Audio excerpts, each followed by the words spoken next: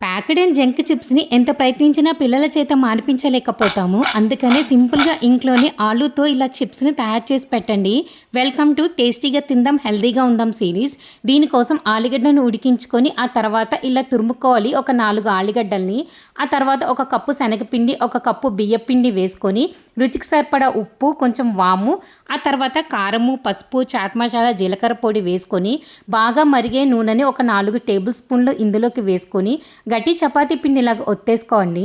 ఆ తర్వాత పైన పొడిపిండి చల్లుకుంటూ చపాతీలాగా ఒత్తేసుకొని ఇప్పుడు ఫోర్క్‌తో హోల్స్ పెట్టేసుకొని ఆ తర్వాత ఏదైనా ఒక మౌల్డ్‌తో చిప్స్ లాగా కట్ చేసేసుకొని బాగా మరిగే నూనెలోకి ఇవి వేసుకొని మీడియం ఫ్లేమ్‌లో 2 పక్కల కాల్చి మంచి గోల్డెన్ కలర్ వచ్చిన తర్వాత తీసేయాలండి.